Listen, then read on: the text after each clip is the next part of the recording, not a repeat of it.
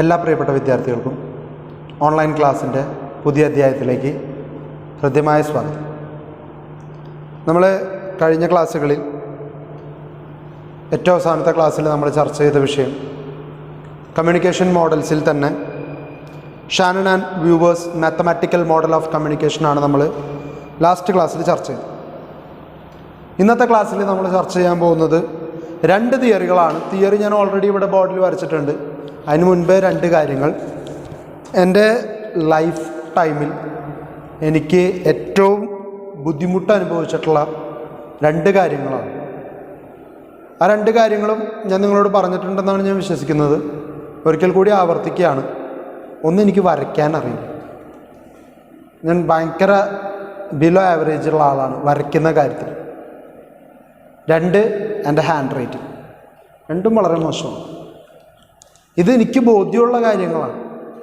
അതുകൊണ്ടാണ് ഞാൻ ആദ്യമേ അത് അങ്ങോട്ട് കയറി പറയാനായിട്ട് ആഗ്രഹിക്കുന്നത്. ഞാൻ മാക്സിമം കുറേ ട്രൈ ചെയ്തതാണ് എൻ്റെ ഹാൻഡ് റൈറ്റിംഗ് നന്നാക്കാനായിട്ട്. പക്ഷെ അൺഫോർച്ചുനേറ്റ്ലി എനിക്കത് അച്ചീവ് ചെയ്യാനായിട്ട് പറ്റിയില്ല. പിന്നെ ഈ ജോലിയിലേക്ക് പ്രവേശിച്ചപ്പോൾ പരമാവധി ബോർഡിൽ എഴുതുന്നത് ഞാൻ എഴുതാതെ നിൽക്കാതാണ് പതിവ്. പക്ഷേ ഇത് നമുക്ക് കമ്മ്യൂണിക്കേഷൻ മോഡൽ കാണിക്കാതെ പറ്റില്ല. ഇതൊരു സർക്കുലറായിട്ട് വരേണ്ടതാണ്, ശരിക്കും ഒരു സർക്കിൾ ആവേണ്ടതായിരുന്നു. അൺഫോർച്ചുനേറ്റ്ലി അങ്ങനെ ഇങ്ങനെയൊക്കെ ആയി കോമാങ്ങന്നൊക്കെ പറയുന്നൊരു ഷേപ്പിലേക്ക് വന്നു. അപ്പം അത് ഇതിനകത്തുള്ളത് കൊണ്ട് എനിക്ക് വലിയ പ്രശ്നമില്ല. നിങ്ങൾക്ക് കാര്യം എന്താണെന്ന് ശരിക്കുള്ള പിക്ചർ മനസ്സിലാവും. ഞാൻ എന്നാൽ കഴിയും വിധം ഒന്ന് വരയ്ക്കാൻ ശ്രമിച്ചു എന്ന് മാത്രം. SMCRൽ പിന്നെയും ഈ പറഞ്ഞ പോലെ ഇത് കറക്റ്റ് വൃത്തങ്ങളാണെല്ലാം. നിങ്ങൾ വരയ്ക്കുമ്പോൾ മാക്സിമം നിങ്ങളുടെ പെർഫെക്ഷനിൽ കിട്ടാവുന്ന രീതിയിൽ നിങ്ങൾ വരയ്ക്കുക, അറിയാവുന്നവർ.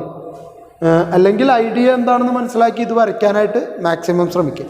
അപ്പോൾ അത് രണ്ടും ഞാൻ ആദ്യമേ മുൻകൂർ ജാമ്യം എടുക്കുകയാണ്. ദെൻ നമുക്കിനി ടോപ്പിക്കിലേക്ക് പോവാം. രണ്ട് തിയറി നമുക്ക് പറയാനുണ്ട്. രണ്ടും പ്രത്യേകിച്ച് ആദ്യത്തെ തിയറി വളരെ ചെറിയ തിയറിയാണ്. അത് നമുക്ക് പെട്ടെന്ന് പറഞ്ഞു തീർക്കാനായിട്ട് പറ്റുമെന്നുള്ളത് ഉറപ്പാണ്. പക്ഷേ രണ്ടാമത്തെ തിയറി ഇത്തിരി ബുദ്ധിമുട്ട് പിടിച്ചതാണ്. ബുദ്ധിമുട്ട് എന്ന് വെച്ച് കഴിഞ്ഞാൽ കുറച്ച് കാര്യങ്ങൾ മനസ്സിലാക്കിയിരിക്കാനുണ്ടെന്നേ ഉള്ളൂ. അത് മനസ്സിലാക്കി ഇരിക്കാൻ നിങ്ങൾക്ക്, അല്ലെങ്കിൽ പെട്ടെന്ന് ക്യാച്ചപ്പ് ചെയ്യാൻ നിങ്ങൾക്ക് പറ്റിക്കഴിഞ്ഞാൽ അതും യാതൊരു വിധത്തിലും നിങ്ങൾക്കൊരു ബുദ്ധിമുട്ട് സൃഷ്ടിക്കുന്ന തരത്തിലേക്ക് അത് നീങ്ങാനായിട്ടുള്ള സാധ്യത ഞാൻ കാണുന്നില്ല. അപ്പോൾ ആ രീതിയിൽ നമുക്ക് മുന്നോട്ട് പോവാം. നിങ്ങളുടെ പൂർണ്ണമായിട്ടുള്ള സഹകരണമാണ് നമുക്ക് ഈ കാര്യത്തിൽ ഏറ്റവും അത്യാവശ്യമായിട്ട് വേണ്ടത്. കാരണം എന്താ വെച്ച് കഴിഞ്ഞാൽ ഇവിടുത്തെ ഏറ്റവും വലിയ പ്രശ്നമാണിത്. കമ്മ്യൂണിക്കേഷൻ മോഡൽസ് കൃത്യമായിട്ട് പഠിച്ചില്ലെങ്കിൽ നിങ്ങൾക്കത് പിന്നെ ബുദ്ധിമുട്ടായിട്ട് തീരും. പെട്ടെന്ന് പിന്നെ ക്യാച്ചപ്പ് ചെയ്ത് വരാനും നിങ്ങൾക്കത് പ്രശ്നമായിരിക്കും. അതുകൊണ്ടാണ് ഞാനിത് പറയാൻ കാരണം. അപ്പോൾ നിങ്ങളിത് നല്ല രീതിയിൽ ശ്രദ്ധിക്കുക, കൃത്യമായിട്ട് മനസ്സിലാക്കി വയ്ക്കുക. ആദ്യത്തെ model Osgood and Shams circular model of communication 1954. 1954 രണ്ട് പേര് ചേർന്നിട്ടാണ് ഈ തിയറി പ്രൊഫൗണ്ട് ചെയ്തിരിക്കുന്നത്. 1954 ഉണ്ടാക്കിയ രണ്ട് പേര് ഓസ്ഗുഡും Wilbur Schramm. This model was first introduced by Charles Osgood and it was adapted by Wilbur Sham. They were one of the pioneers to change the mathematical model of Shannon and Viewer. If the Shannon and Viewer's model of communication could be described as linear, Osgood and Sham's model is highly circular. അവരുടെ line based ആയിട്ടുള്ള linear ആയിട്ടുള്ളൊരു തിയറിയാണ് അവർ ഉദ്ദേശിച്ചതെങ്കിൽ ഇവരുടേത് circular മോഡലാണ്. ഇവർ പറയുന്നത് communication ഒരു particular പോയിന്റിൽ അവസാനിക്കുന്നില്ല. It should be circled and again circled and again recircled and it will be continuous. ഇതൊരു ഫുൾ സ്റ്റോപ്പ് ഇടാൻ പറ്റിയൊരു സാധനമല്ല. നമ്മൾ നേരത്തെ മുൻപ് കണ്ട മാത്തമാറ്റിക്കൽ മോഡലിൽ കണ്ടു. ഇൻഫർമേഷൻ സോഴ്സിൽ നിന്ന് മെസ്സേജ് ട്രാൻസ്മിറ്ററിലൂടെ കടന്ന് സിഗ്നലായി മാറി. സിഗ്നൽ ചാനലിലൂടെ കടക്കുമ്പോൾ നോയ്സ് വന്ന് ഡിസ്റ്റർബ് ചെയ്യുന്നു. അതിനെ തരണം ചെയ്ത് റിസീവ്ഡ് സിഗ്നലായി ട്രാൻസ്മിറ്ററിലേക്ക് പോയി, മെസ്സേജായി അഗെയിൻ ഡെസ്റ്റിനേഷനിലേക്ക് പോയി, ഡെസ്റ്റിനേഷനിൽ നിന്നും റിസീവറിലേക്ക് പോയി, അവിടെ നിന്നും മെസ്സേജായിട്ട് വീണ്ടും ഡെസ്റ്റിനേഷനിലേക്ക് പോകുന്നു. ഇതായിരുന്നു മാത്തമാറ്റിക്കൽ മോഡൽ. അപ്പോൾ അത് ഇവിടെ നിന്ന് സ്റ്റാർട്ട് ചെയ്താൽ ഇവിടെ അവസാനിക്കുകയാണ് ഒരു പോയിന്റിൽ. അതായത് ഇൻഫർമേഷൻ സോഴ്സ് എന്ന ഈ പോയിന്റിൽ നിന്നും ഡെസ്റ്റിനേഷൻ എന്ന ഈ പോയിന്റിൽ അവസാനിക്കുകയാണ്. പ്രാക്ടിക്കലി അവരുടെ തിയറി ഒരു കമ്മ്യൂണിക്കേഷൻ ആരംഭിക്കുന്നു, ഒരു കമ്മ്യൂണിക്കേഷൻ തീരുന്നു, അവിടെ അവരുടെ തിയറി തന്നെ അവസാനിക്കുകയാണ്. നേരെ മറിച്ച് ഓസ്ഗുഡും വിൽബർ ഷാമും പറയുന്നു കമ്മ്യൂണിക്കേഷൻ എന്ന് പറയുന്നത് ഒരു എൻഡ് ഉള്ളൊരു പ്രോസസ് അല്ല, അത് ഓൾവേസ് കണ്ടിന്യൂയിങ് ആണ്. They conceived decoding and encoding as activity maintained simultaneously by sender and receiver. Besides, the encoder and decoder are described as equals performing identical function. There is also provision for feedback in this model. Mathematical മോഡലിൽ നിന്ന് വന്ന രണ്ട് വ്യത്യാസങ്ങളാണ്. ഒന്ന്, എൻകോഡിങ്ങിനും ഡീകോഡിങ്ങിനും പ്രാധാന്യം കൊടുത്തു. Actually ഇപ്പുറത്ത് ട്രാൻസ്മിറ്ററും റിസീവറും ചെയ്യുന്ന പ്രവർത്തനം അത് തന്നെയാണ്, എൻകോഡിങ് ആൻഡ് ഡീകോഡിങ് ആണ് അവർ ചെയ്യുന്നത്. പക്ഷെ ഇവിടെ ഇവർ എൻകോഡിങ് ഡീകോഡിങ് എന്നുള്ള രണ്ട് വാക്ക് കൊണ്ടുവന്നു എന്നുള്ളതാണ് ഏറ്റവും വലിയ മെച്ചം. രണ്ടാമത്തെ ഒരു പ്രത്യേകത എന്ന് പറയുന്നത് ഇവർ രണ്ടുപേരും ചെയ്യുന്നത് ഏകദേശം തുല്യമായിട്ടുള്ള ജോലിയാണ്. ഒരാൾക്ക് കിട്ടുമ്പോൾ അതിനെ ഡീകോഡ് ചെയ്ത് മനസ്സിലാക്കിയെടുക്കുമ്പോൾ അടുത്ത ആള് ഉള്ളൊരു മെസ്സേജിനെ ഒരു സിഗ്നലിലേക്ക് കൺവേർട്ട് ചെയ്ത് അല്ലെങ്കിൽ ഒരു മെസ്സേജിലേക്ക് എൻകോഡ് ചെയ്ത് കൈമാറ്റം ചെയ്യുകയാണ് ചെയ്യുക. അപ്പൊ രണ്ടുപേരും ചെയ്യുന്നത് ഒന്ന് ഇങ്ങനെ തിരിച്ചാക്കുന്നു, മറ്റേത് ഇപ്പുറത്തോട്ട് തിരിച്ചാക്കുന്നു. രണ്ടുപേരും അങ്ങോട്ടും ഇങ്ങോട്ടുള്ള പ്രവർത്തനം, ഐഡന്റിക്കൽ ആയിട്ടുള്ള പ്രവർത്തനമാണ് ചെയ്തുകൊണ്ടിരിക്കുന്നത്. ദെൻ മറ്റ് മാത്തമാറ്റിക്കൽ മോഡലിൽ ഞാൻ ഇപ്പം തന്നെ പറഞ്ഞു, ഇൻഫർമേഷൻ സോഴ്സ്, ഡെസ്റ്റിനേഷൻ. ഇൻഫർമേഷൻ സോഴ്സിൽ നിന്നും ഇങ്ങോട്ടുള്ളൊരു വരകൾ മാത്രമേ ഉള്ളൂ, ആരോസ് ഒക്കെ ഇങ്ങോട്ടാണ്. നേരെ മറിച്ച് ഡെസ്റ്റിനേഷനിൽ നിന്നും അങ്ങോട്ട് ഒരു ആരോ പോലും അതിൽ മാർക്ക് ചെയ്തിട്ടില്ല. അതിനർത്ഥം ഇവിടെ ഫീഡ്ബാക്കിനുള്ള സാധ്യത ഇല്ല എന്നാണ്. എന്നാൽ സർക്കുലർ മോഡലിൽ ഇവിടെ നിന്ന് ആരംഭിക്കുന്ന ആരോ ഇങ്ങോട്ട് പോകുന്നു, ഇങ്ങോട്ട് പോകുന്നു, ഇങ്ങോട്ട് പോകുന്നു, ഇങ്ങോട്ട് പോകുന്നു, അഗെയിൻ ഇങ്ങോട്ട് പോകുന്നു, ഇങ്ങോട്ട് പോകുന്നു, എൻഡ് ചെയ്യുന്നില്ല ഒരിക്കലും. അതാണ് സർക്കുലർ മോഡലിൻ്റെ ഏറ്റവും വലിയ പ്രത്യേകത എന്ന് പറയുന്നത്. A Notion of interpreter as an abstract presentation of the problem of meaning. This model is a clear break from the traditional linear communication process. This model is more suitable to describe interpersonal communication on account of inclusion of feedback and less suitable to mass communication process which has no provision for instant feedback. ഈ theory വലിയൊരു മാറ്റമൊക്കെ കൊണ്ടുവന്നു. ഈ line based ആയിട്ടുള്ള linear ആയിട്ടുള്ള ഒരൊറ്റ single ലൈനിലുള്ള communication രീതിയിൽ നിന്ന് മാറി ഒരു പുതിയ കമ്മ്യൂണിക്കേഷൻ രീതിക്ക് തുടക്കം കുറിച്ചു. പക്ഷെ ഇവിടെയുള്ള ഒരു പ്രശ്നം എന്താ വെച്ചാൽ ഇത് ഇന്റർപേഴ്സണൽ കമ്മ്യൂണിക്കേഷനിലെ വർക്കൗട്ട് ആവുള്ളൂ. ഉദാഹരണം, അത് ഞാൻ നിങ്ങൾക്ക് ഈ തിയറി പറഞ്ഞുതരാം. അപ്പോൾ നിങ്ങൾക്ക് ഇത്തിരി കൂടി എളുപ്പമാവുമെന്ന് വിചാരിക്കുന്നു. ഉദാഹരണമാണ് നമ്മൾ പറയുന്നത്, അത് നിങ്ങൾ ഈ തിയറിയിലേക്ക് അഡോപ്റ്റ് ചെയ്താൽ മതി. ഇവിടെ ഇന്റർപ്രറ്റർ എന്നൊരാളെ കൊടുത്തിട്ടുണ്ട്. ഇന്റർ എന്ന് മാത്രം ഞാൻ എഴുതിയിട്ടുള്ളൂ. ഇന്റർപ്രറ്റ് ചെയ്യാന്ന് വെച്ചാൽ എന്താ? ഞാനൊരു കാര്യം കാണുന്നു, അതിനെ ഞാൻ നിങ്ങൾക്ക് മനസ്സിലാകുന്ന രീതിയിലേക്ക് പറഞ്ഞു തരുന്നു, അതിനല്ലേ ഇന്റർപ്രിട്ടേഷൻ എന്ന് പറയും അല്ലേ? അതിനെയാണ് ഇന്റർപ്രിട്ടേഷൻ എന്ന് സാധാരണ രീതിയിൽ പറയാം. ഇപ്പം ചില നേരത്ത് നമുക്ക് മനസ്സിലാവാത്ത അർത്ഥങ്ങളുള്ള ചില കാര്യങ്ങൾ പറയുമായിരിക്കും ചില ആൾക്കാർ. അപ്പം അതിനെ ഒരാൾ ഇന്റർപ്രറ്റ് ചെയ്യും, ഇന്നതാണ് ഇതുകൊണ്ട് ഉദ്ദേശിച്ചിരിക്കുന്നത്. അപ്പം ഇത്തരത്തിലുള്ള ഇന്റർപ്രറ്റേറ്റ് ചെയ്യുന്ന ഒരാൾ കമ്മ്യൂണിക്കേഷനിലുണ്ടായിരിക്കും. ഇവിടെ അത് ഞാനാണ്. Arun is the interpreter in this communication.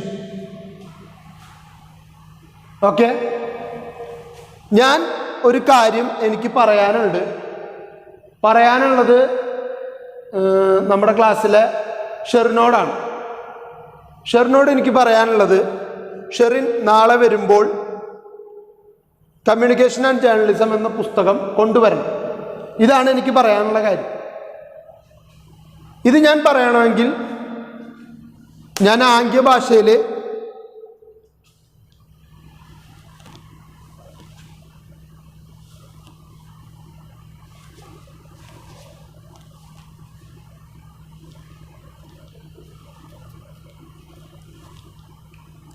ഇങ്ങനെ കാണിക്കുന്ന നേരം എനിക്ക് വായ തുറന്ന് ഷെറിനോട് പറഞ്ഞാൽ പോരെ, മോനെ നാളെ വരുമ്പോൾ മാസ് കമ്മ്യൂണിക്കേഷൻ ആൻഡ് ജേർണലിസം എന്നുള്ള ടെക്സ്റ്റ് പുസ്തകം കൊണ്ടുവന്നോളൂ.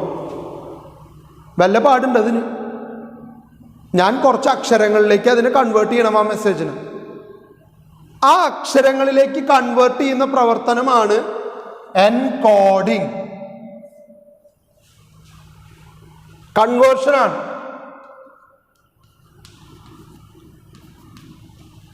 ഞാൻ കൺവേർട്ട് ചെയ്തെടുത്തു. എൻ്റെ ഉള്ളിലുള്ള ആശയത്തെ, എനിക്ക് പറയാനുള്ള കാര്യത്തെ ശബ്ദ തരംഗങ്ങളിലേക്ക് ഞാൻ കൺവേർട്ട് ചെയ്ത് വാക്കുകളാക്കി പുറത്തേക്ക് വിടുകയാണ്. അപ്പോൾ ഇൻ്റർപ്രറ്റർ എൻകോഡ് ചെയ്ത് അത് ശബ്ദമാക്കി ആ മെസ്സേജിനെ ഇങ്ങോട്ട് കൊടുക്കുന്നു.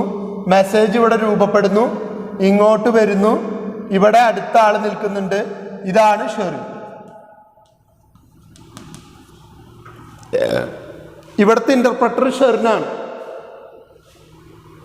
ഇത് മെസ്സേജായിട്ട് ഇവിടെ വന്നാൽ ഷെറിൻ അത് പിടിച്ചെടുക്കുന്നു, ഷെറിൻ്റെ ചെവിയിലേക്ക് അത് കയറുന്നു, എൻ്റെ ശബ്ദം കയറുന്നു, അത് ബ്രെയിനിൽ ഡെവലപ്പ് ചെയ്യുന്നു, ഡീകോഡ് ചെയ്യുന്നു, മെസ്സേജാക്കി മാറ്റുന്നു. ഷെറിൻ ആ വാക്കുകൾ കേൾക്കുന്നു. നാളെ വരുമ്പോൾ മാസ് കമ്മ്യൂണിക്കേഷൻ ആൻഡ് ജേർണലിസം എന്ന പുസ്തകം കൊണ്ടുവരണം. മനസ്സിലാക്കി? ഉടനടി ഇൻ്റർപ്രറ്റർ എന്ത് ചെയ്യും? ഇങ്ങോട്ട് തിരിച്ചൊരു മെസ്സേജ് ഫോർവേഡ് ചെയ്യും. ശരി സാർ, നാളെ ഞാൻ കൊണ്ടുവരാം.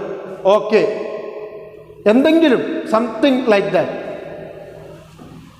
ഷെറിനത് വാക്കുകളാക്കി. ഓക്കെ എന്നൊരു 2 വാക്കാക്കി, അല്ല 2 അക്ഷരാക്കി മാറ്റി, അതിനെ എൻകോഡ് ചെയ്ത് ശബ്ദമാക്കി ഇങ്ങോട്ട് കടത്തിവിടുന്നു. ആ ശബ്ദ തരംഗം എൻ്റെ അടുത്തേക്ക് വരുന്നു, ഞാനതിനെ പിടിച്ചെടുക്കുന്നു, ഡീകോഡ് ചെയ്യുന്നു, ഇൻ്റർപ്രറ്റ് ചെയ്യുന്നു, ഞാൻ മനസ്സിലാക്കുന്നു.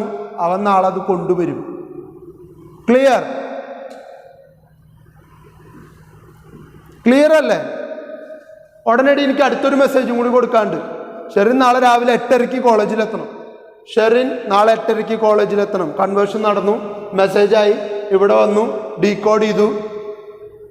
8:30 വരാനാണ് പറഞ്ഞിരിക്കുന്നത്. ശരി സാർ, ഞാൻ എത്തിക്കോളാം. അഗെയിൻ കണ്ടിന്യൂ ചെയ്തുകൊണ്ടേ ഇരിക്കുകയാണ് ഇതിങ്ങനെ. ക്ലാസ്സിൽ അധ്യാപകനില്ലാത്ത സമയത്താണ് ഈ മോഡൽ ഓഫ് കമ്മ്യൂണിക്കേഷൻ ഏറ്റവും കൂടുതൽ വർക്കൗട്ട് ആകും. കാരണം ഞങ്ങൾ ആരെങ്കിലും ഒരാൾ വരാൻ വൈകിക്കഴിഞ്ഞാൽ ഒരാൾ മറ്റൊരാളോട് അയ്യോ എന്തൊരു ബോർ ക്ലാസ് ആയിരുന്നീ, എന്തിനിങ്ങനെ ഇരിക്കണം, വയ്യാണ്ടായി തുടങ്ങി, മെസ്സേജ് കൊടുക്കെത്തി. അതന്നെ നീ പറയണേക്കാൾ മുമ്പ് ഞാനിത് അങ്ങോട്ട് പറയാൻ നിൽക്കുകയായിരുന്നു. ബോറടി എന്ന് വെച്ചാൽ ചാവാറായി. അല്ലെങ്കിൽ പറഞ്ഞിട്ട് കാര്യമൊന്നുമില്ല. ബാക്കി മിസ്സുമാരും സാറുമാരും എടുക്കണ പോലെ ഒന്നല്ല. അരുൺ സാർ പൊരിയ അത് ഇവിടേക്ക് എത്തി. അതന്നടി എൻ്റെ മനസ്സിൽ ഇപ്പം തന്നെ തോന്നിയുള്ളൂ. സാറ് പൊളി ക്ലാസ് ആട്ടോ, ഒരു രക്ഷയില്ല. സാറിൻ്റെ ക്ലാസ് എത്ര നേരം വേണമെങ്കിൽ കേട്ടോണ്ടിരിക്കും. എന്തേ വല്ല പ്രശ്നം ഉണ്ടായ?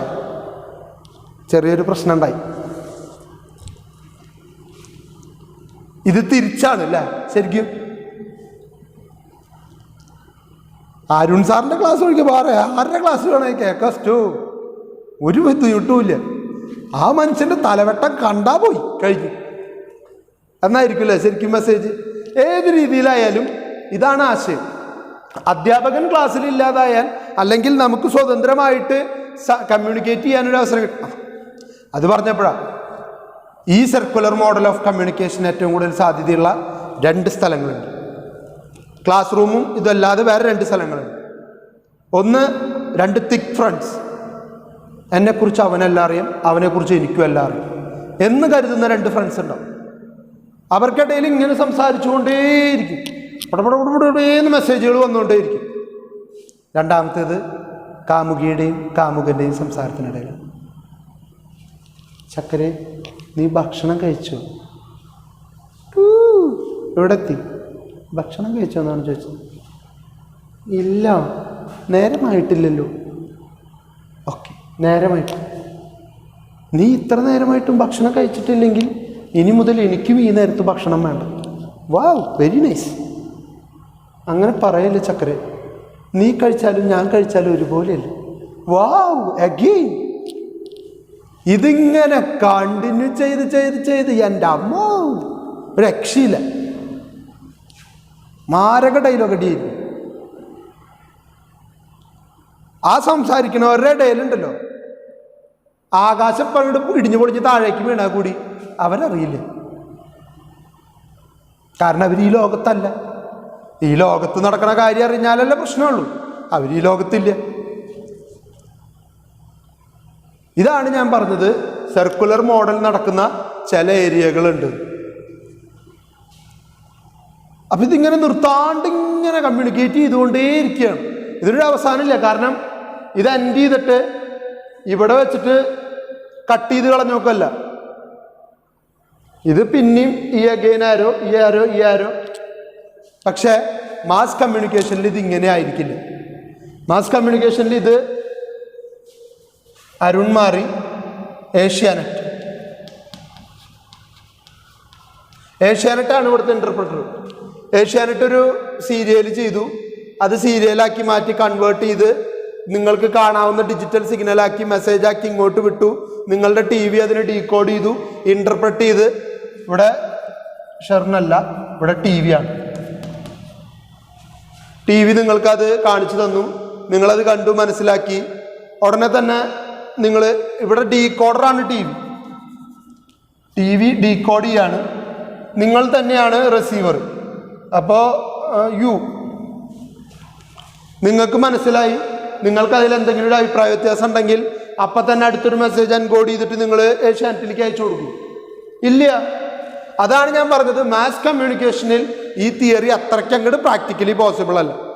രണ്ടുപേര് തമ്മിലുള്ള കമ്മ്യൂണിക്കേഷൻ ആണെങ്കിൽ, രണ്ടറിയാവുന്ന വ്യക്തികൾ തമ്മിലുള്ള ഒരു ഇന്റർപേഴ്സണൽ കമ്മ്യൂണിക്കേഷൻ ആണെങ്കിൽ കണ്ടിന്യൂസ് ആയിട്ട് ഇങ്ങനെ മെസ്സേജുകൾ വന്നുകൊണ്ടേയിരിക്കും.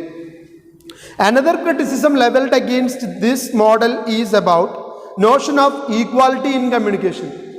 ഇവർ പറയാണ്, ഈ കമ്മ്യൂണിക്കേഷൻ പറയാണ്, ഈ ഇന്റർപ്രറ്ററും സോഴ്സും റിസീവറും രണ്ടിനും സെയിം വെയിറ്റേജ് ആണ്. അതും ഒരിക്കലും സംഭവിക്കില്ല. ഇപ്പോൾ ഞാനും ഈ ക്ലാസ്സിലെ വേറൊരു വിദ്യാർത്ഥിയും തമ്മിലുണ്ടാവുന്ന സംഭാഷണത്തിൽ പോലും ഞാനായിരിക്കും ചിലപ്പോൾ ഡോമിനേറ്റ് ചെയ്യുന്നുണ്ടായിരിക്കുക. ആ വിദ്യാർത്ഥി ഓക്കെ, യെസ് സാർ, ചെയ്യാം, ഇങ്ങനെയുള്ള വളരെ ലിമിറ്റഡ് ആയിട്ടുള്ള കാര്യങ്ങൾ മാത്രമാണ് ആ കുട്ടിയിൽ നിന്നും റിപ്ലൈ ആയിട്ടുണ്ടാവുള്ളൂ.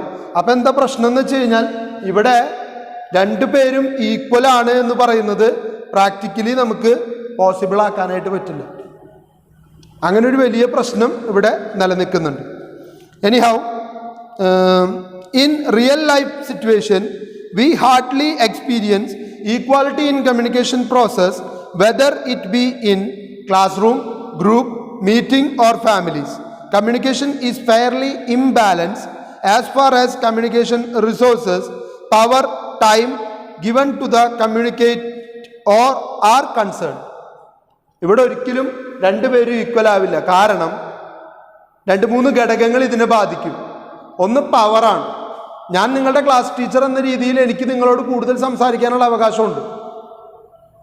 അല്ലെങ്കിൽ നിങ്ങളുടെ അധ്യാപകൻ എന്ന രീതിയിൽ എനിക്ക് കൂടുതൽ സംസാരിക്കാൻ പറ്റും. നിങ്ങൾ അതേ രീതിയിൽ തന്നെ എന്നോട് റെസ്പോണ്ട് ചെയ്താൽ ശരിയാവില്ല. നിങ്ങൾ എൻ്റെ വിദ്യാർത്ഥികൾ എന്ന രീതിയിൽ അല്പം ഒരു വ്യത്യാസപ്പെടുത്തിയിട്ടായിരിക്കും ഞാനുമായിട്ട് കമ്മ്യൂണിക്കേറ്റ് ചെയ്യാനായിട്ട് ശ്രമിക്കുക.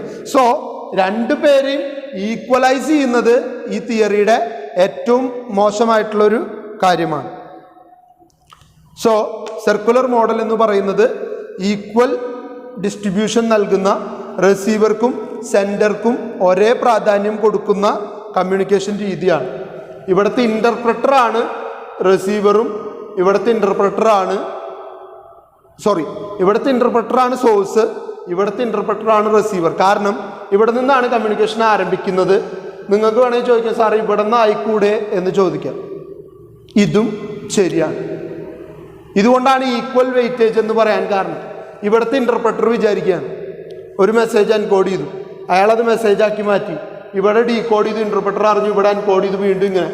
ഇവിടെ നിന്നാണ് സാറേ ഈ തിയറി തുടങ്ങുന്നതെന്ന് പറഞ്ഞാൽ എനിക്ക് നിങ്ങളെ എതിർക്കാൻ പറ്റില്ല. സർക്കിളിൻ്റെ ഏറ്റവും വലിയ പ്രത്യേകത സ്റ്റാർട്ടിംഗ് പോയിന്റും എൻഡിങ് പോയിന്റും ഒന്നായതുകൊണ്ട് എവിടെ നിന്ന് സ്റ്റാർട്ട് ചെയ്തു എവിടേക്ക് എൻഡ് ചെയ്തു എന്ന് പറയാൻ പറ്റില്ല. നമുക്കൊരു സർക്കിള് ഇവിടെ നിന്ന് തുടങ്ങി ഇങ്ങനെ വരച്ചെത്തിക്കാം, ഇവിടെ നിന്ന് തുടങ്ങി ഇങ്ങനെയും വരച്ചെത്തിക്കാം. റൈറ്റ്? അപ്പം അങ്ങനെ വരുമ്പോൾ ഏതാണ് സ്റ്റാർട്ടിംഗ് പോയിന്റ് എന്നുള്ളത് ഇവിടെ കൃത്യമായിട്ട് പറയാനായിട്ട് പറ്റില്ല. അതാണ് പറഞ്ഞത് ഒരേ വെയിറ്റേജ് ആണ് രണ്ടു പേർക്കും എന്ന് പറഞ്ഞതിൻ്റെ കാരണം. അപ്പം ഇതാണ് സർക്കുലർ മോഡല്. മൂന്ന് കാര്യങ്ങൾ ഇവിടെ. നടുക്കിലുള്ളതിന് മാറ്റമില്ല, മെസ്സേജ് തന്നെ. നടുക്കിലുള്ള ഇതിന് രണ്ടിനും മാറ്റമില്ല, ഇന്റർപ്രറ്റർ തന്നെ. പക്ഷെ ഇന്റർപ്രറ്ററിന്റെ താഴെ കിടക്കുന്നത് എൻകോഡിങ്ങും ഇവിടെ വരുമ്പോൾ അത് ഡീകോഡിങ്ങും ആയിരിക്കണം. ഇവിടെ എൻകോഡിങ് ആണെങ്കിൽ ഇവിടെ വരുന്നത് ഡീകോഡിങ് ആയിരിക്കണം. ഇത് അങ്ങോട്ടും ഇങ്ങോട്ടും തിരിച്ചും മറിച്ചും എഴുതിയാൽ തിയറി തെറ്റായി, അതിൻ്റെ ഗ്രാഫിക്കൽ പ്രസൻറ്റേഷൻ തെറ്റായി.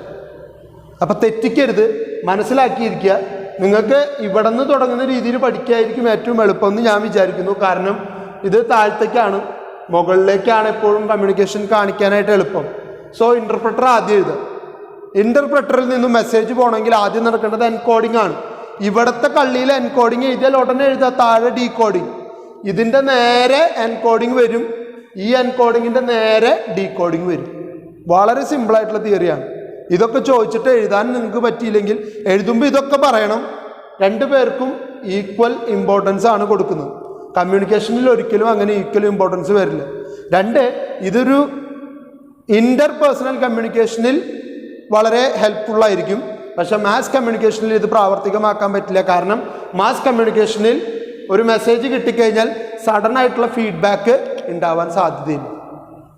ഇത്രയും കാര്യങ്ങൾ പറഞ്ഞു കഴിഞ്ഞാൽ ഈ തിയറി ശരി. ക്ലിയർ അല്ലേ? നമുക്ക് അടുത്ത തിയറിയിലേക്ക് പൊക്കൂടെ ധൈര്യമായിട്ട്? Okay, fine.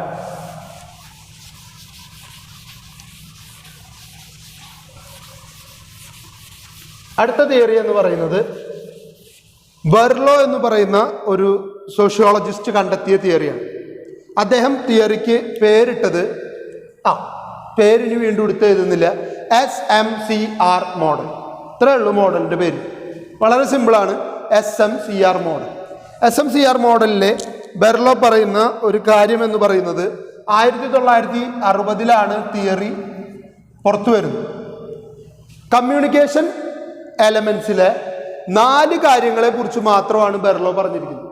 ബെർലോ പറയുന്നു, ഒരു സോഴ്സിൽ നിന്നും മെസ്സേജ് ആരംഭിച്ചാൽ, കമ്മ്യൂണിക്കേഷൻ ആരംഭിച്ചാൽ അത് മെസ്സേജായിട്ട് മാറുന്നു. മെസ്സേജ് ഒരു ചാനലിലൂടെ കടന്നു പോകുന്നു. ചാനലിലൂടെ കടന്നു പോകുന്നത് റിസീവറുടെ അടുത്തെത്തുന്നു. കമ്മ്യൂണിക്കേഷൻ കഴിഞ്ഞു.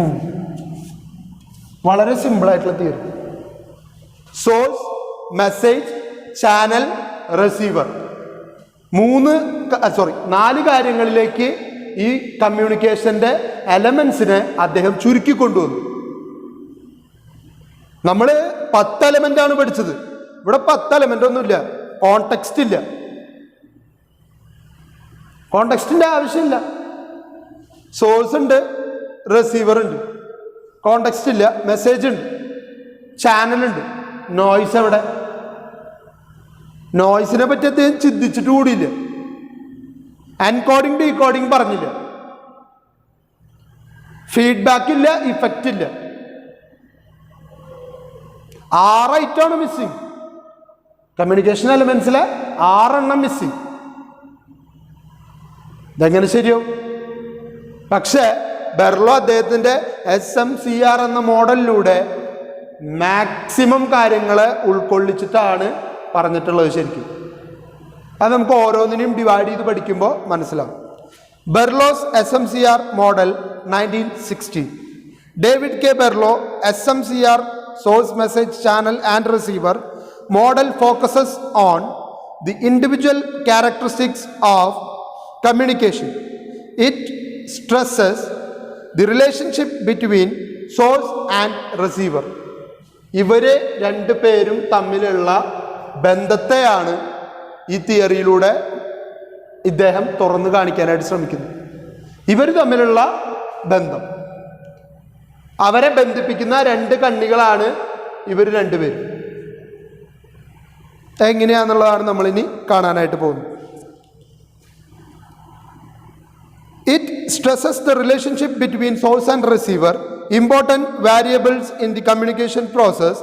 The more highly developed the communication skill of the source and the receiver, the more effectively the message will be encoded and decoded. ഇവിടെ അദ്ദേഹം പറയുന്നു, പറയാതെ പറയാണ്, എൻകോഡിങ് ഡീകോഡിങ് അദ്ദേഹം സെപ്പറേറ്റ് പറഞ്ഞിട്ടില്ല. പക്ഷെ അദ്ദേഹം പറയുന്നു അതിവിടെ സംഭവിക്കുന്നുണ്ട്, അത് അണ്ടർസ്റ്റുഡ് ആണ്, അതുകൊണ്ടാണ് അത് എടുത്തു പറയാത്തത്. ബെർലോസ് model represent a communication process that occurs as a source draft a message based on one's communication skill, attitude, knowledge, and social and cultural system. These messages are transmitted along the channel, which can include sight, hearing, touch, smell, and taste.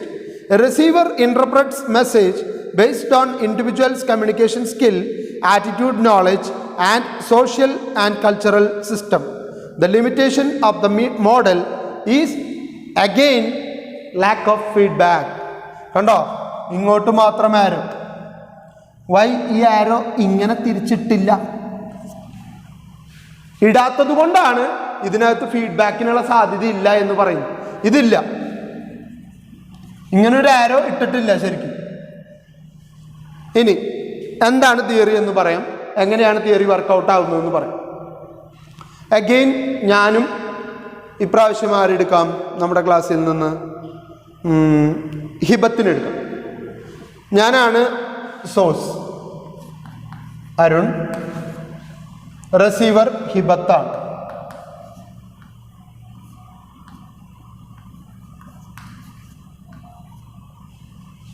Okay, അതിൽ രണ്ടിലും confusion ഇല്ല. എനിക്ക് ഹിബത്തിനോടൊരു കാര്യം പറയാനുണ്ട്. ഞാനിത് പറയുമ്പോൾ എനിക്കിതിനെ മെസ്സേജാക്കി മാറ്റണമെങ്കിൽ എൻ്റെ കുറച്ച് ക്വാളിറ്റീസ് അതിനെ സ്വാധീനിക്കും. ഇതാണ് നിങ്ങൾ പഠിക്കേണ്ട മെയിൻ ഇഷ്യൂ. SMCR എന്നൊക്കെ നിങ്ങൾക്ക് ഓർമ്മയുണ്ടാവും, പക്ഷെ അതിൻ്റെ താഴെ എഴുതേണ്ട ഈ 5 കാര്യങ്ങളെ നിങ്ങൾക്ക് വലിയ പിടുത്തം ചിലപ്പോൾ വരാറില്ല. പക്ഷെ ഇതിനകത്ത് ബെർലോ ഒരു ഉപകാരം ചെയ്തു തന്നിട്ടുണ്ട്. ഇവിടെയും രണ്ടിടത്തും അദ്ദേഹം കൊടുത്തിരിക്കുന്നത് സെയിം കാര്യങ്ങളാണ്, ഒരു മാറ്റവും. പിന്നെയുള്ള 10 ഇത് രണ്ടും മാത്രമേ മാറ്റുള്ളൂ. അപ്പോൾ ആകെ മൊത്തം 15 പഠിച്ചാൽ ഈ തിയറി ഫില്ലായി.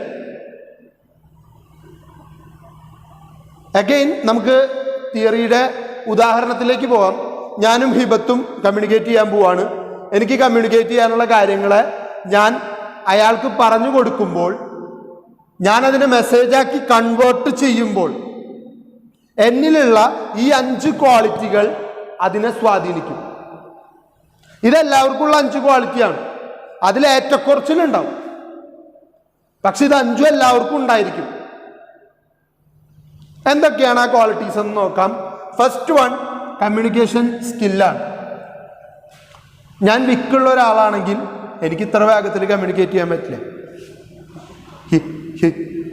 ഹിബത്തിനോട് എനിക്ക് പറയാനുള്ള കാര്യം നാളെ മുതൽ ക്ലാസ്സിലേക്ക് വരുമ്പോൾ നിർബന്ധമായിട്ടും ഇങ്ങനെ ഞാൻ പറയേണ്ടി വരും. നേരെ മറിച്ച് ഞാൻ വളരെ സ്പോണ്ടേനിയസ് ആയിട്ട് കമ്മ്യൂണിക്കേറ്റ് ചെയ്യാൻ കഴിവുള്ളൊരു വ്യക്തിയാണെങ്കിൽ ഹിബത്ത് നാളെ മുതൽ ക്ലാസ്സിൽ വരുമ്പോൾ കൃത്യമായിട്ട് ഇങ്ങനെ അങ്ങനെ വാട്ട് എവർ ഇറ്റ് ഈസ് എന്താ വെച്ചാൽ എനിക്ക് പറയാനുള്ളത് പറയാം. സോ എനിക്ക് ആ കുട്ടിയോട് കമ്മ്യൂണിക്കേറ്റ് ചെയ്യാനുള്ള എൻ്റെ സ്കില്ല് അതിപ്പോൾ ഒരു വിക്ക് മാത്രമല്ല, ലാംഗ്വേജിൻ്റെ യൂസ് ആയാലും. ഞാനിപ്പോൾ നിങ്ങളുടെ ക്ലാസ്സിൽ വന്നിട്ട് എന്തിട്ടാണ് കാണിക്കണേ, ഇതിപ്പോൾ ഏരോടുന്ന് നാണം മാനില്ലാണ്ട് വന്നിരിക്കും. ഇതെനിക്ക് വേണമെങ്കിൽ പറയാം. അത്രയും ദേഷ്യം വരുന്നൊരു സമയത്ത്. അല്ലാത്ത സമയത്ത് പ്രിയപ്പെട്ട വിദ്യാർത്ഥികളെ, നമ്മളുടെ ക്ലാസ്സിൻ്റെ അന്തസ്സിനു ചേരാത്ത പ്രവർത്തനങ്ങൾ, സ്വഭാവ സവിശേഷതകൾ നിങ്ങളുടെ ഭാഗത്തു നിന്നും സംഭവിക്കുന്നതായി എൻ്റെ ശ്രദ്ധയിൽപ്പെട്ടിരിക്കുന്നു. ഇനി അതല്ലെങ്കിൽ ഞാനൊരു പബ്ലിക് മീറ്റിങ്ങിൽ നിൽക്കുകയാണ്, ഞാൻ ആസ് എ കമ്മ്യൂണിക്കേറ്റർ എന്ന നിലയിൽ നിൽക്കുകയാണ്. അപ്പം ഞാൻ യാതൊരു കാരണവശാലും അൺപാർലമെൻ്ററി ആയിട്ടുള്ള ഒരു വാക്ക് പോലും ഉപയോഗിക്കില്ല. ഇപ്പോൾ മൃഗിഷ്ടജീവി അത് അൺപാർലമെൻ്ററി അല്ല ശരിക്കും. കാരണം മോശമായിട്ടുള്ളൊരു ജീവി എന്ന് ഉദ്ദേശിച്ചിട്ടുള്ളൂ, അതിനെ ഒരു ജീവിയുമായിട്ട് താരതമ്യം ചെയ്തിട്ടില്ല. സോ ആ ഒരു പദപ്രയോഗം ഒരിക്കലും ഒരു തെറ്റായിട്ടോ മോശമായിട്ടോ വ്യാഖ്യാനിക്കപ്പെടാൻ സാധ്യതയില്ല. അപ്പം ഞാൻ പറഞ്ഞു വന്നത് എന്താ വെച്ച് കഴിഞ്ഞാൽ, നിങ്ങളുടെ കമ്മ്യൂണിക്കേഷനിൽ എപ്പോഴും നിങ്ങളുടെ കമ്മ്യൂണിക്കേഷൻ സ്കില്ല് കൃത്യമായിട്ട് കാണാനായിട്ട് പറ്റും. അപ്പോൾ സോഴ്സിനെ സ്വാധീനിക്കുന്ന ഏറ്റവും പ്രധാനപ്പെട്ട ഘടകം കമ്മ്യൂണിക്കേഷൻ സ്കിൽ. ഇപ്പം തന്നെ പഠിച്ചു പോവാ, 5 ഐറ്റം ആണുള്ളത്. Second one, attitude. നമുക്ക് ഓരോരുത്തർക്കും ഓരോ ആറ്റിറ്റ്യൂഡ് ഉണ്ട്. അത് ചില വ്യക്തികളോട് ചില സ്പെഷ്യലായിട്ടുള്ള ആറ്റിറ്റ്യൂഡ് ഉണ്ടായിരിക്കും. നിങ്ങൾക്ക് എന്നോടുള്ള ആറ്റിറ്റ്യൂഡ് ആയിരിക്കില്ല നിങ്ങളുടെ ആത്മാർത്ഥ സുഹൃത്തിനോടുള്ള ആറ്റിറ്റ്യൂഡ് ആയിരിക്കില്ല നിങ്ങൾക്ക് നിങ്ങളുടെ അച്ഛനോട്, അമ്മയോട്. ഇതിനൊക്കെ വ്യത്യാസങ്ങളുണ്ട്. അത് നമുക്ക് അവരുമായിട്ടുള്ള ഇൻറ്റിമസിയുടെ പേരിലായിരിക്കാം, അവരോടുള്ള താല്പര്യത്തിൻ്റെ പുറത്തായിരിക്കാം, അവരോടുള്ള സ്നേഹക്കൂടുതലുകൊണ്ടായിരിക്കാം. വാട്ട് എവർ ഇറ്റ് ഈസ്, ഏതൊരു മേഖലയെടുത്താലും ആറ്റിറ്റ്യൂഡ് എന്ന് പറയുന്നത് വളരെ ഇമ്പോർട്ടൻ്റ് ആണ്. അത് നിങ്ങളുടെ കമ്മ്യൂണിക്കേഷനെ ബാധിക്കുന്ന കാര്യമാണ്. അങ്ങനെ ബാധിക്കുന്നത് ചിലപ്പോൾ നമ്മളുടെ സംസാരത്തിൽ മോശം പദപ്രയോഗങ്ങൾ ഉണ്ടാവാം, നമ്മൾ കമ്മ്യൂണിക്കേറ്റ് ചെയ്യുന്ന രീതിയിൽ മാറ്റങ്ങൾ വരും, സോഫ്റ്റ് ആവാം, ഹാർഡ് ആവാം. അതൊക്കെ നമ്മുടെ ആറ്റിറ്റ്യൂഡിനെ ബേസ് ചെയ്തിട്ടാണ്. അപ്പോൾ സെക്കൻഡ് വൺ എന്ന് പറയുന്നത് ആറ്റിറ്റ്യൂഡാണ്. Third one, knowledge. ഇത് നിർബന്ധമായിട്ടും ഉണ്ടാവണം കമ്മ്യൂണിക്കേഷൻ. നോളജ് ഇല്ലാതെ ആർക്കെങ്കിലും കമ്മ്യൂണിക്കേറ്റ് ചെയ്യാൻ പറ്റും? എനിക്ക് എന്തെങ്കിലും കമ്മ്യൂണിക്കേറ്റ് ചെയ്യാനുണ്ടെങ്കിൽ, പറയാനുണ്ടെങ്കിലല്ലേ എനിക്ക് നിങ്ങളുമായിട്ട് കമ്മ്യൂണിക്കേറ്റ് ചെയ്യാൻ പറ്റുള്ളൂ. ഇപ്പം ഉദാഹരണത്തിന് ഞാൻ നിങ്ങൾക്ക് ഈ തിയറി പറഞ്ഞു തരാണ്, ഇതെന്താ തിയറി, ഇതെന്താ സാധനം എന്ന് എനിക്കറിഞ്ഞാലല്ലേ നിങ്ങൾക്ക് പറഞ്ഞു തരാൻ പറ്റുള്ളൂ. സോ ആ ഒരു അറിവ് എനിക്കുണ്ടായിരിക്കണം. അതിനെയാണ് നോളജ് എന്ന് പറയുന്നത്. അപ്പം മാത്രമേ എനിക്ക് നിങ്ങളുമായിട്ട് ഈ ആശയം കമ്മ്യൂണിക്കേറ്റ് ചെയ്യാൻ പറ്റുള്ളൂ. നിങ്ങൾക്കിത് അറിയാത്തത് കൊണ്ടാണ് ഞാനിത് പറഞ്ഞു തരുന്നത്, എനിക്കിത് അറിയാവുന്നത് കൊണ്ടാണ് ഞാനിത് പറഞ്ഞു തരുന്നത്. അപ്പോൾ ഇവിടെ നിർബന്ധമായിട്ടും നോളജ് ഉണ്ടായിരിക്കണം കമ്മ്യൂണിക്കേറ്റ് ചെയ്യുന്നവർക്ക്. അപ്പോൾ ഉടനടി ചോദിക്കും, നോളജ് ഇല്ലാത്തവർക്ക്, അറിവില്ലാത്തവർക്ക് കമ്മ്യൂണിക്കേറ്റ് ചെയ്യാൻ പറ്റില്ലേ സാറേ? അറിവ് എന്നതുകൊണ്ട് ഇവിടെ ഉദ്ദേശിക്കുന്നത് അപാരമായിട്ടുള്ള പാണ്ഡിത്യമല്ല. ഞാൻ പറയുന്നത് മനസ്സിലാക്കാനോ എനിക്ക് പറയാനുള്ള ആശയത്തെ കമ്മ്യൂണിക്കേറ്റ് ചെയ്യാനോ ഉള്ള നോളജ് എനിക്ക് ഉണ്ടായാൽ മതി. റിസീവർക്കും അത്രയ്ക്ക് തന്നെയുള്ള നോളജ് ഉണ്ടായാൽ മതി. അല്ലാണ്ട് അയാൾ PG പാസ്സായിക്കൊള്ളണമെന്നൊന്നും നിർബന്ധമില്ല കമ്മ്യൂണിക്കേഷൻ. ക്ലിയർ അല്ലേ? ഫോർത്ത് വൺ, SS എന്നാണ് എഴുതിയിരിക്കുന്നത്, സോഷ്യൽ സിസ്റ്റം. നിങ്ങൾ നിലനിൽക്കുന്ന സാമൂഹിക ചുറ്റുപാട്. അത് പലപ്പോഴും നമ്മളുടെ ഫാമിലിയുടെ സപ്പോർട്ട്, നമ്മുടെ ഫാമിലിയിൽ നമ്മൾ സംസാരിക്കുന്ന രീതി നമ്മുടെ സോഷ്യൽ സിസ്റ്റത്തിൻ്റെ ഭാഗമാണ്. നമ്മുടെ ഫ്രണ്ട്സിനിടയിൽ നമ്മൾ സംസാരിക്കുന്നത്, പാരൻസ് ഉള്ളിടത്ത് നമ്മളുടെ സംസാര രീതി എങ്ങനെയായിരിക്കും, ഒക്കത്തിനും നേരിയ വ്യത്യാസങ്ങൾ എല്ലാത്തിലും കാണാനായിട്ട് പറ്റും. ആ വ്യത്യാസങ്ങളാണ് സോഷ്യൽ സിസ്റ്റം എന്ന ഭാഗത്ത് വരുന്നത്. അത് നിങ്ങളുടെ സംസാരത്തെ, നിങ്ങളുടെ കമ്മ്യൂണിക്കേഷനെ വളരെ കൂടുതലായിട്ട് ബാധിക്കും. ഞാൻ നല്ലൊരു സോഷ്യൽ സെറ്റപ്പിൽ ജീവിക്കുന്ന ആളാണെങ്കിൽ ഞാൻ കമ്മ്യൂണിക്കേറ്റ് ചെയ്യുമ്പോൾ അതിൻ്റേതായിട്ടുള്ള സ്റ്റാൻഡേർഡ് ഞാൻ നിലനിർത്തും. കാരണം എൻ്റെ സൊസൈറ്റിയിൽ ഇങ്ങനെയാണ് കമ്മ്യൂണിക്കേറ്റ് ചെയ്യാറ് എന്ന് കാണിക്കാൻ വേണ്ടിയിട്ട്. Then last one, culture. Social standard പോലെ തന്നെയുള്ള മറ്റൊരു വിഭാഗം, സോഷ്യൽ സിസ്റ്റം പോലെ തന്നെയുള്ള മറ്റൊരു വിഭാഗമാണ് കൾച്ചർ. പല വാക്കുകളും വെച്ചിട്ട് പല വാക്കുകളും രൂപീകരിക്കാനായിട്ട് പറ്റും. കൊളോക്കിയൽ ലാംഗ്വേജിൽ തെറി എന്ന് പറയും. കൾച്ചറിൻ്റെ ഒരു ഏറ്റവും വലിയ കാര്യമാണ്, നിങ്ങളുടെ കൾച്ചറിനെ എടുത്ത് കാണിക്കുന്ന കാര്യമാണ്. ഇത്തിരി കൾച്ചർഡ് ആയിക്കൂടാ എന്നൊക്കെ നമ്മൾ പലരോട് ചോദിക്കാറുണ്ട്. സോ സോഴ്സിനെ സ്വാധീനിക്കുന്ന 5 ഘടകങ്ങൾ: communication skill, attitude, knowledge, social system, culture. 5 എണ്ണം കാണാതെ പറയാൻ പറ്റും. ഞാൻ ഇനി കണ്ണടച്ചിട്ട് പറയണോ? SMCR മോഡലിൽ സോഴ്സ് എന്ന് പറയുന്നതിനെ സ്വാധീനിക്കുന്ന 5 ഘടകങ്ങൾ. 1 cultural system, 2 attitude, 3 knowledge, first one communication skill, second one attitude, third one knowledge, fourth one social system and the fifth one is culture. Clear അല്ലേ? 5. ഇനി മെസ്സേജ്, അതൊരു മെസ്സേജായിട്ട് രൂപപ്പെടണമല്ലോ. ഞാൻ പറയുന്ന കാര്യം പറയുന്ന രീതിയിലേക്ക് അല്ലെങ്കിൽ വാചകങ്ങളായിട്ട് മാറണമല്ലോ.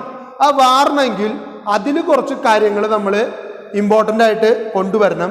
1 കണ്ടന്റ് ഉണ്ടായിരിക്കും. ഇത് കണ്ടന്റാണ്. എനിക്ക് പറയാനായി എന്തെങ്കിലും ഉണ്ടായിരിക്കണ്ടേ? മെസ്സേജ് എന്ന് പറയുമ്പോൾ അതിനൊരു കണ്ടന്റ് ഉണ്ടാവണ്ടേ? അല്ലാണ്ട് അതിന് മെസ്സേജ് എന്ന് വിളിക്കാൻ പറ്റില്ലല്ലോ. Second one elements. ചില എലമെന്റ്സ് അതിനകത്ത് ഉണ്ടായിരിക്കും. ഞാൻ പറയുന്ന കണ്ടന്റിനുള്ളിൽ ചില എലമെന്റ്സ് എനിക്ക് ആഡ് ചെയ്യാനായിട്ട് പറ്റണം. തേർഡ് വൺ ട്രീറ്റ്മെന്റ് ആണ്. ട്രീറ്റ്മെന്റ് എന്താ? ചികിത്സയല്ല. ഇവിടെ ട്രീറ്റ്മെന്റ് എന്ന് ഉദ്ദേശിക്കുന്നത് എനിക്ക് പറയാനുള്ള കാര്യം എനിക്ക് 2-3 രീതിയിൽ പറയാം. നാളെ മുതൽ നിങ്ങളെല്ലാവരും കോളേജിൽ വരുമ്പോൾ യൂണിഫോം ധരിച്ചു വരേണ്ടതാണ്. ഒരു രീതി. സെക്കൻഡ് വൺ, നാളെ തൊട്ട് ഇതിനകത്തേക്ക് കിടക്കണമെന്നുണ്ടെങ്കിൽ യൂണിഫോം ഇടേണ്ട ഒരെണ്ണം ഇങ്ങോട്ട് കിടക്കണ്ട. അതിന് പറ്റാത്തവരും ഇങ്ങോട്ട് വരും വേണ്ട. രണ്ടാമത്തെ രീതി, നാളെ മുതലേ നിങ്ങൾ നിർബന്ധമായിട്ടും യൂണിഫോം ധരിച്ചു വരണമെന്നാണ് പ്രിൻസിപ്പൽ സാറ് പറഞ്ഞിട്ടുള്ളത്. അപ്പോൾ ആ രീതിയിൽ എല്ലാവരും കോളേജ് നിഷ്കർഷിച്ചിട്ടുള്ള യൂണിഫോം ഇട്ടിട്ട് വേണം നാളെ മുതൽ കോളേജിലേക്ക് വരാൻ. ഇത് 3ാമത്തെ രീതി. ഇത് ട്രീറ്റ്മെന്റിന്റെ ഭാഗമാണ്. ഇനിയുണ്ട് ഒരു ഘടകം, സ്ട്രക്ചർ. സ്ട്രക്ചറിൽ ഇത് മാറ്റിയും മറിച്ചും തിരിച്ചും മറിച്ചും പറയണം. ട്രീറ്റ്മെന്റ് ശബ്ദമുയർത്തി താഴ്ത്തി മൃദുലമാക്കി അല്ലെങ്കിൽ ഇത്തിരി ഹാംഫുള്ളാവുന്ന രീതിയിൽ എനിക്ക് പല രീതിയിൽ അത് നിങ്ങളുടെ മുൻപിൽ അവതരിപ്പിക്കാം. അതെൻ്റെ ട്രീറ്റ്മെന്റിന്റെ ഭാഗമാണ്. സ്ട്രക്ചർ എന്ന് പറയുന്നത് അച്ചടി ഭാഷയിലും കൊളോക്കിയൽ ലാംഗ്വേജിലൊക്കെ നാളോട്ട് യൂണിഫോം ഇട്ട് വന്നോട്ടാ. പ്രിയപ്പെട്ട വിദ്യാർത്ഥികളെ, കോളേജിൻ്റെ അന്തസ്സിനും അഭിമാനത്തിനും ചേർന്ന് നിൽക്കുന്ന രീതിയിൽ നമ്മളിവിടെ ഒരു ഡ്രസ് കോഡ് മെയിൻറ്റെയിൻ ചെയ്യുന്നുണ്ട്. ആ ഡ്രസ് കോഡ് നിങ്ങൾ ഉപയോഗിക്കേണ്ടത് അത്യന്താപേക്ഷിതവുമാണ്. അതിനാൽ നാളെ മുതൽ എല്ലാവരും യൂണിഫോം ധരിച്ചു വേണം കോളേജിലേക്ക് കടന്നു വരാൻ. 2 സ്ട്രക്ചറിൽ ഞാനതിന് പറഞ്ഞു. ഇനിയും മാറ്റിയും മറിച്ചൊക്കെ പറയും. ഇവിടെ പ്രിൻസിപ്പാളും ആൾക്കാരൊക്കെ പറയണ യൂണിഫോം ഇട്ട് വരണമെന്ന്. യൂണിഫോം ഇട്ട് വന്ന വേറെയും കുറേ മെച്ചമൊക്കെയുണ്ട്. ബസ്സിൽ കൺസെഷൻ കാർഡ് ചോദിക്കില്ലേ? ആ യൂണിഫോം കാണുമ്പോൾ തന്നെ ഇത് ആ കോളേജിലെ പിള്ളേരാന്ന് മനസ്സിലാവും. പിന്നെ അത് മാത്രമല്ല, നിങ്ങൾ ഇവിടുത്തെ പിള്ളേരാന്നുള്ളതിൻ്റെ ഒരു ഐഡൻറ്റിറ്റിക്കൽ മാർക്കും കൂടിയാണ് യൂണിഫോം. അപ്പോൾ എല്ലാവരും യൂണിഫോം ഇട്ട് പോരട്ടാ. സ്ട്രക്ചർ 2-3 തരത്തിൽ എനിക്ക് മാറ്റി മറിച്ചും പറയും. ദെൻ കോഡാണ്. അത് കമ്മ്യൂണിക്കേഷനിലെ മെസ്സേജിൽ ചില സമയങ്ങളിൽ ഇൻ്റർപേഴ്സണൽ കമ്മ്യൂണിക്കേഷനിൽ ചിലർക്ക് മാത്രം മനസ്സിലാവുന്ന ചില കോഡുകൾ ഉണ്ടായിരിക്കും. എനിക്ക് ഞാൻ കണ്ണുകൊണ്ടോ അല്ലെങ്കിൽ ഇങ്ങനെ വിളിച്ചാൽ എനിക്ക് ആളുടെ പേരറിയാം, എന്നിട്ട് ഞാൻ എന്ന് ശബ്ദം ഉണ്ടാക്കി വിളിക്കുന്നുണ്ടെങ്കിൽ അതെൻ്റെ കോഡാണ്.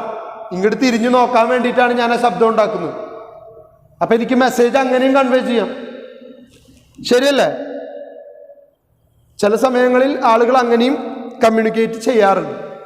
സോ മെസ്സേജിൽ 5 എണ്ണമാണുള്ളത്: content, element, treatment, structure, code.